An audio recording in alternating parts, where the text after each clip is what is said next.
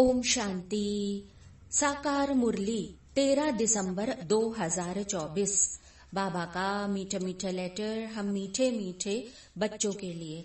बाबा कहते कि मीठे बच्चे अपने लक्ष्य और लक्ष्य दाता बाप को याद करो तो दैवी गुण आ जाएंगे। किसी को भी दुख देना, ग्लानि करना, यह सब आसुरी लक्षण है। आज का प्रश्न है, बाप का तुम बच्चों से बहुत ऊंचा प्यार है, उसकी निशानी क्या है? उत्तर है कि बाप की जो मीठी मीठी शिक्षाएं हैं ना, यह शिक्षाएं देना ही उनके ऊंचे प्यार की निशानी है। बाप की पहली शिक्षा है कि मीठे बच्चे श्रीमत के बिगर कोई भी उल्टा सुल्टा काम नहीं करना है। दूसरा पॉइंट है, तुम स्टूडेंट हो तो तुम्हें अपने हाथ में कभी भी लॉ नहीं उठाना है। तुम अपने मुख से सदैव रत्न निकालो, पत्थर नहीं। ओम शांति। अब बाप बैठ बच्चों को समझाते हैं। अब इनको अर्थात लक्ष्मी नारायण तो अच्छी रीति देखते हो ना। यह है एम ऑब्जेक्ट, अर्थात तुम इस घराने के थे। कितना ना देखो, रात दिन का फर्क है, इसीलिए तो घड़ी घड़ी इनको देखना है, अर्थात लक्ष्मी नारायण को देखना है कि हमको ऐसा बनना है ना। इन्हों की महिमा तो अच्छी रीति जानते हो ना। देवताओं की क्या महिमा होती है वो सभी को पता है। अब यह पॉकेट में रखने से ही फिर खुशी रहेगी। क्या रखने से खुशी रहेगी पॉकेट में? ये लक्ष्मी नारायण का चित्र। अंदर में दुविधा जो रहती है ना, फिर वह बाबा कहते हैं कि नहीं रहनी चाहिए। इसको देहे अभिमान कहा जाता है। देही अभिमानी हो इन लक्ष्मी नारायण को देखेंगे तो समझेंगे कि हम ऐसे बन रहे हैं, तो जरूर इनको फिर देखना भी तो पड़े ना। तो अब बाप बैठ समझाते हैं कि तुमको ऐसा बनना है। मध्याजी भव, इनको देखो, याद तो करो। दृष्टांत भी बताते हैं ना। उसने सोचा कि मैं भैंस हूं तो वह अपने को ही भैंस समझने लगा। एक कहावत है, कहानी है इस तरह की। तो अब तुम जानते हो कि यह हमारा एम ऑब्जेक्ट है ना, यह बनने का है। कैसे बनेंगे? एक बाप की याद से। अब हर एक अपने से पूछे, बरोबर हम इनको देख बाप को याद कर रहे हैं। यह तो समझते हो ना कि बाबा हमको देवता बनाते हैं। अब जितना हो सके बस याद करना चाहिए ना। यह तो बाप कहते हैं कि निरंतर याद ही नहीं रह सकती, परंतु पुरुषार्थ तो करना है ना याद में रहने का। ऐसे बोलने से तो नहीं होगा ना कि याद नहीं रहती। आगे बाबा कहते हैं कि भल गृहस्थ व्यवहार का कार्य करते हुए इनको अर्थात लक्ष्मी नारायण को याद करेंगे तो फिर बाप भी जरूर याद आएगा। अब बाप को याद करेंगे तो फिर यह जरूर याद पड़ेगा, अर्थात बाबा को याद करेंगे तो बाबा से जो वर्षा मिल रहा है वो याद आएगा, और वर्षे को देखेंगे अर्थात लक्ष्मी नारायण को देखेंगे तो बाप की याद आएगी। तो होगी ना, कितनी वंडरफुल बात याद की। अब हमको ऐसा बनना है, फिर यही सारा दिन धुन लगी रहे तो फिर एक दो की ग्लानि कभी नहीं करेंगे। यह ऐसा है, फलाना ऐसा है। अब जो इन बातों में लग जाते हैं ना, वह फिर ऊंच पद पा नहीं सकेंगे, ऐसे ही रह जाते हैं। कितना ना सहज करके अब समझाया जाता है कि इनको याद करो, बाप को याद करो तो तुम यह बन ही जाएंगे। यहाँ तो तुम सब सामने बैठे हो ना। साकार बाबा के समय की बात है, मधुबन में सब बाबा के सामने बैठे थे। सभी के घर में यह लक्ष्मी नारायण का चित्र बाबा कहते कि जरूर होना चाहिए। कितना ना देखो एक्यूरेट चित्र है। इनको याद करेंगे तो बाबा याद आएगा ना। सारा दिन और बातों के बदले बस यही सुनाते रहो, फलाना ऐसा है, यह ऐसा है। किसकी निंदा करना, इसको दुविधा कहा जाता है ना। तुम्हें तो अपनी दैवी बुद्धि बनानी है। किसको दुख देना, गलानी करना, चंचलता करना, यह स्वभाव नहीं होना चाहिए, बाबा कह रहे हैं। इसमें तो आधा कल्प रहे ही हैं, द्वापर से लेकर आज दिन तक इसी में ही रहे ना, ग्लानि, निंदा, पर चिंतन, पर दर्शन में। तो अब बाबा कहते हैं कि एक मेरी मत पर चलो। अब तो अभी तुम बच्चों को देखो ना, कितनी ना मीठी शिक्षा मिलती है। इनसे ऊंच प्यारा तो दूसरा कोई होता ही नहीं है। कोई भी उल्टा सुल्टा काम श्रीमत बिगर नहीं करना चाहिए। बाप ध्यान के लिए भी फिर डायरेक्शन देते हैं। सिर्फ बाबा कहते कि भोग लगाकर आओ। बाबा यह तो कहते नहीं कि बैकुंठ में जाओ, रास विलास आदि करो। दूसरी जगह गए तो समझो माया की प्रवेशता हुई। माया का नंबर 1 कर्तव्य क्या है? पतित बनाना। बेकायदे चलन से नुकसान फिर देखो बहुत होता है। हो सकता है फिर कड़ी सजाएं भी खानी पड़े। अगर अपने को संभालेंगे नहीं ना तो बाप के साथ साथ धर्मराज भी तो फिर है ना। उनके पास फिर बेहद का हिसाब किताब भी रहता है। रावण की जेल में देखो कितना वर्ष सजाएं खाई है। अब इस दुनिया में देखो ना कितने ना अपार दुख है। तो अभी बाप कहते हैं कि और सब बातें भूल, बस एक बाप को याद करो और सभी दुविधा अंदर से निकाल दो। विकार में फिर कौन ले जाते हैं? माया के भूत ना। तो तुम्हारा एम ऑब्जेक्ट ही यह है, राजयोग है ना। अब बाप को याद करने से यह वर्षा मिलेगा, अर्थात 21 जन्मों की बादशाही मिलेगी। तो अब फिर इस धंधे में लग जाना चाहिए ना। किचड़ा सारा अंदर से निकाल देना चाहिए। माया की पराकाष्ठा तो इस धंधे में बहुत कड़ी है, परंतु उनको उड़ाते रहना है, बाबा कह रहे हैं। अब जितना हो सके बस याद की यात्रा में रहना है। अभी तो निरंतर याद हो ना सके, आखिरीन निरंतर तक भी आएंगे तभी तो फिर ऊंच पद पाएंगे ना। अगर अंदर दुविधा, खराब ख्यालात होंगे तो फिर ऊंच पद भी नहीं मिल सकता है। माया के वश होकर ही हार खाते हैं। तो अब बाप बैठ समझाते हैं कि बच्चे गंदे काम से हार मत खाओ। निंदा आदि करते तो तुम्हारी बहुत बुरी गति हो गई है। अभी सदगति होती है तो बुरे कर्म बाबा कहते कि मत करो। बाबा देखते हैं माया ने गले तक ग्रास अर्थात हप कर लिया है, पत्ता भी नहीं पड़ता। खुद समझते हैं कि हम बहुत अच्छा चल रहे हैं, परंतु नहीं। बाप बैठ समझाते हैं कि मनसा वाचा कर्मणा, मुख से रतन ही निकलने चाहिए। गंदी बातें करना पत्थर है, अर्थात पत्थर के समान है। जैसे कि किसी को पत्थर मारते हैं ना, तो अभी तुम पत्थर से पारस बनते हो तो मुख से कभी भी पत्थर नहीं निकलने चाहिए। बाबा को तो समझाना फिर पड़ता है ना। बाप का हक है बच्चों को समझाना। ऐसे तो नहीं कि भाई भाई को सावधानी देंगे। टीचर का काम है शिक्षा देना, वह तो फिर कुछ भी कह सकते हैं। स्टूडेंट को हाथ में लॉ नहीं उठाना है। तुम अब स्टूडेंट हो ना, तो अब बाप समझा सकते हैं। बाकी बच्चों को तो बाप का डायरेक्शन है ना। एक बाप को बस याद करो, तुम्हारी तकदीर देखो अभी खुली है ना। अब श्रीमत पर न चलने से तुम्हारी तकदीर बिगड़ पड़ेगी, फिर तुम्हें बहुत पछताना पड़ेगा।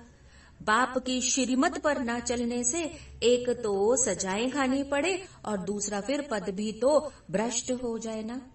जन्म जन्मांतर कल्प कल्पांतर की ये बाजी है। अब जीत गए तो कल्प की विजयी और अब हार गए तो कल्प कल्प की हार है।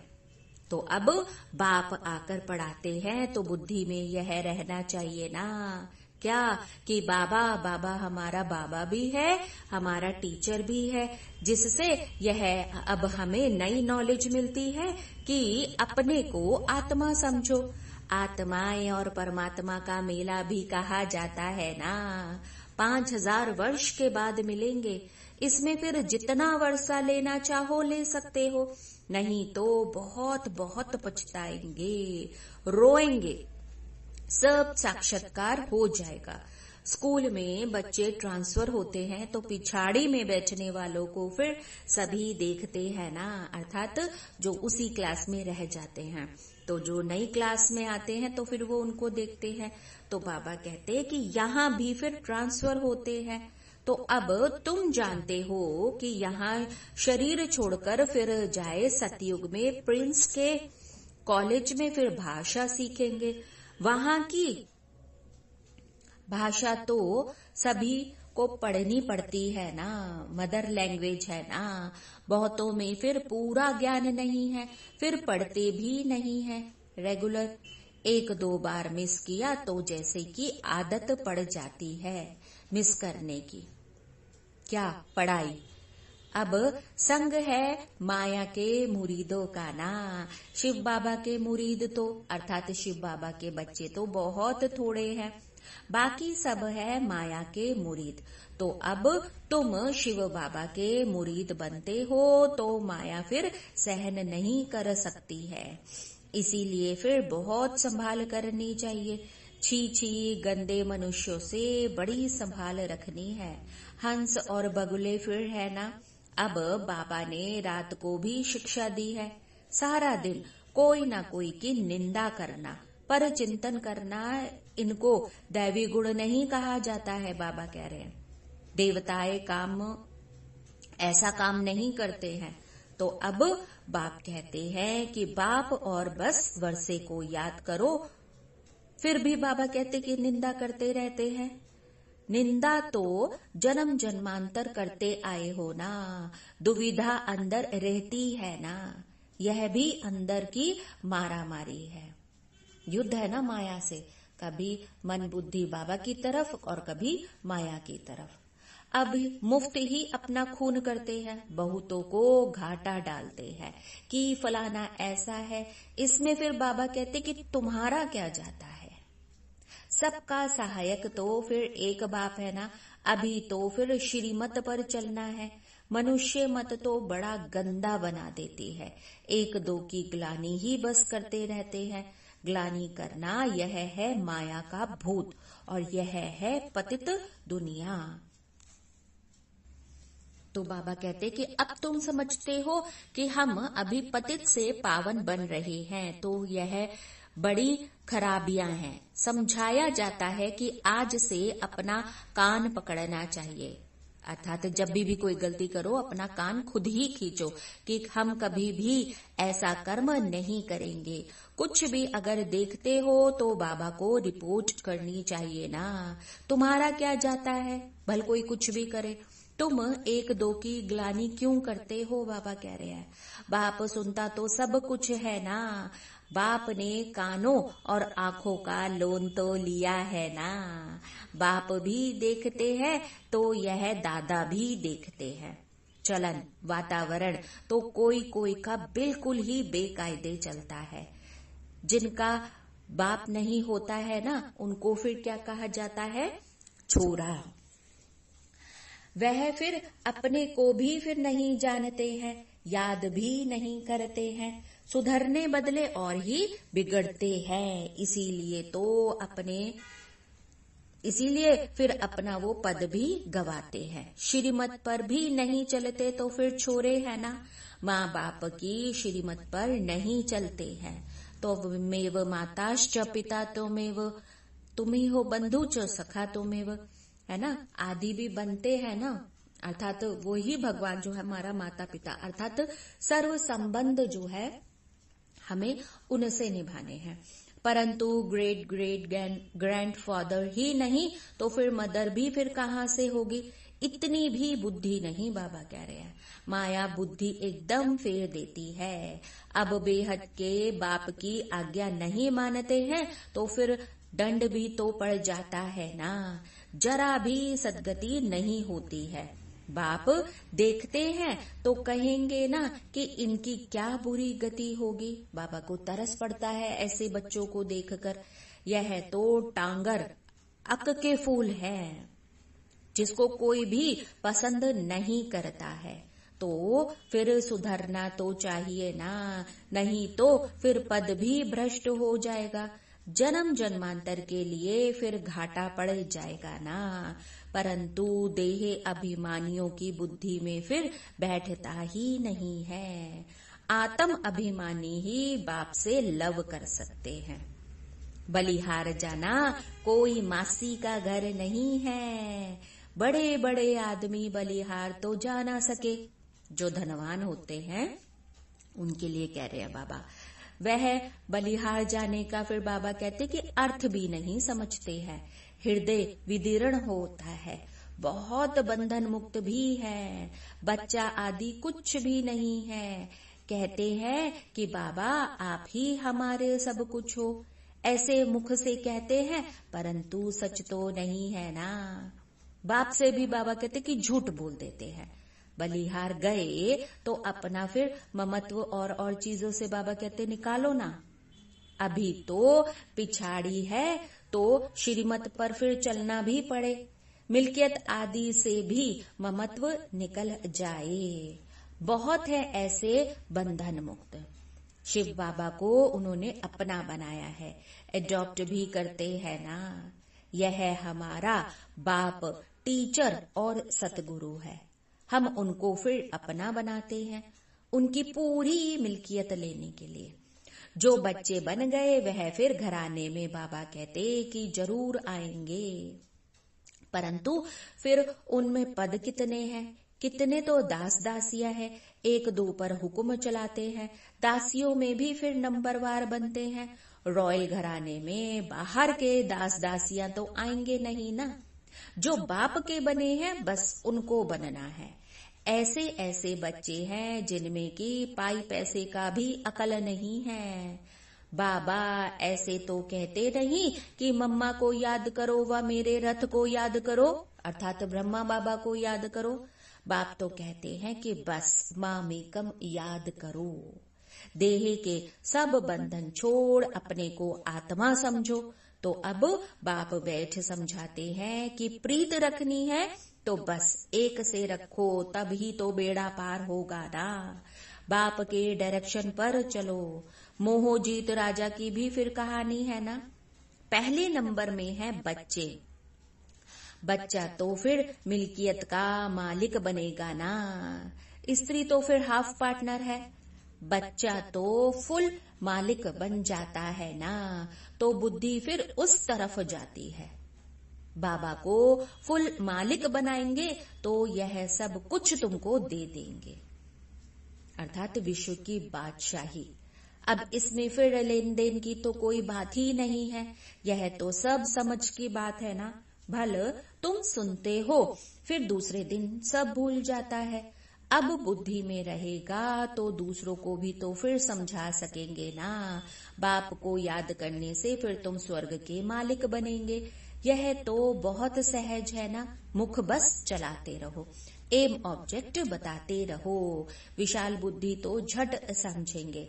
अंत में यह चित्र आदि ही बाबा कहते कि काम आएंगे। इसमें सारा ज्ञान भरा हुआ है। लक्ष्मी नारायण और राधे कृष्ण का आपस में क्या संबंध है यह फिर कोई भी जानते नहीं। लक्ष्मी नारायण तो जरूर पहले प्रिंस होंगे ना। बेगर टू फिर प्रिंस है ना। बेगर टू किंग नहीं कहा जाता। प्रिंस के बाद ही तो फिर किंग बनते हैं ना। यह तो बहुत ही सहज है, परंतु माया कोई को फिर पकड़ भी लेती है। किसकी निंदा करना, ग्लानि करना, यह तो बहुतों की आदत है। आज बाबा इस पर बहुत बहुत अटेंशन खिंचवा रहे हैं। और तो कोई काम का ही नहीं है, बाप को कभी याद ही नहीं करेंगे, एक दो की ग्लानि का धंधा ही करते हैं। यह है माया का पाठ। बाप का पाठ तो बिल्कुल ही सीधा है। पिछाड़ी में यह सन्यासी आदि जागेंगे, और अब देखो जाग भी चुके हैं। कहेंगे कि ज्ञान है तो इन बीके में है। कुमार कुमारियां तो पवित्र होते हैं ना, प्रजापिता ब्रह्मा के सब बच्चे हैं। हमारे में कोई खराब ख्यालात भी नहीं आना चाहिए। बहुतों को अभी भी खराब ख्यालात आते हैं। फिर इसकी सजा भी बाबा कहते कि बहुत कड़ी है। तो अब बाप को बहुत समझाते तो बहुत हैं। अगर कुछ चाल तुम्हारी फिर खराब देखी तो यहाँ रह नहीं सकेंगे, अर्थात ना सेंटर जा सकेंगे ना मधुबन जा सकेंगे अगर विकार में गिरे तो। थोड़ी सजा भी देनी होती है ना, बाबा कह रहे हैं।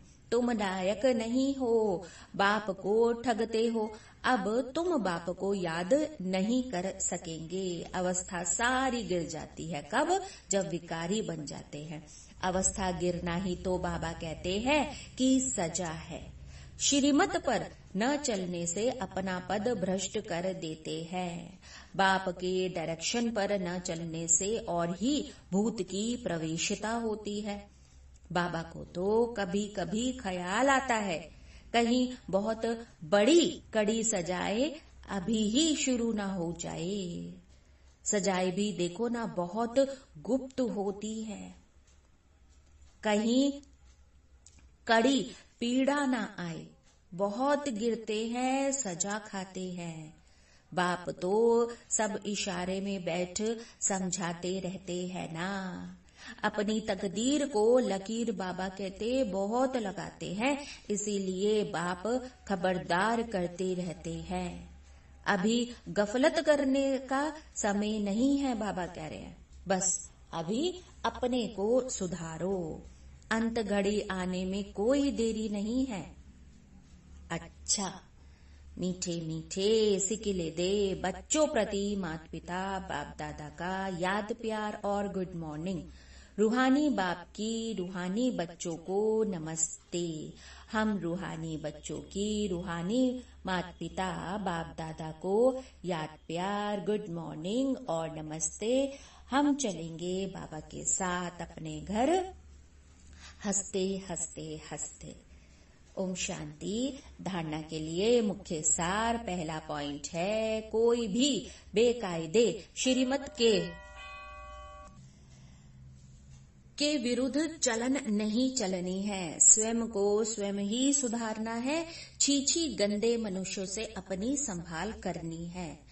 दूसरा पॉइंट है, बंधन मुक्त है तो पूरा पूरा बलिहार जाना है। अपना ममत्व निकाल देना है। कभी भी किसी की निंदा व परिचिंतन नहीं करना है। गंदे खराब ख्यालातों से स्वयं को मुक्त रखना है। आज का वरदान, बाबा का वरदानी हाथ अपने सिर के ऊपर अनुभव करेंगे और आज के इस वरदान को स्वयं में समाते चले जाएंगे।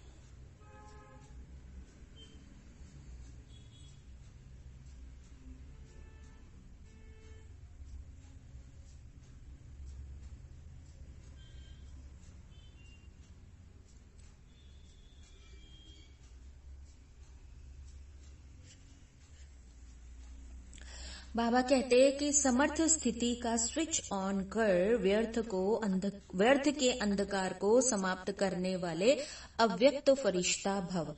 समर्थ स्थिति का स्विच ऑन कर व्यर्थ के अंधकार को समाप्त करने वाले अव्यक्त फरिश्ता भव। जैसे स्थूल लाइट का स्विच ऑन करने से अंधकार समाप्त हो जाता है, ऐसे समर्थ स्थिति है स्विच। इस स्विच को ऑन करो तो व्यर्थ का अंधकार समाप्त हो जाएगा। एक एक व्यर्थ संकल्प को समाप्त करने की मेहनत से छूट जाएंगे। जब स्थिति समर्थ होगी तो महादानी वरदानी बन जाएंगे, क्योंकि दाता का अर्थ ही है समर्थ। समर्थ ही दे सकता है, और जहाँ समर्थ है वहाँ फिर व्यर्थ खत्म हो जाता है। तो यही अव्यक्त फरिश्तों का श्रेष्ठ कार्य है। स्लोगन है, सत्यता के आधार से सर्व आत्माओं के दिल की दुआएं प्राप्त करने वाले ही भाग्यवान आत्मा है। सत्यता के आधार से सर्व आत्माओं के दिल की दुआएं प्राप्त करने वाले ही भाग्यवान आत्मा है। अच्छा, ओम शांति।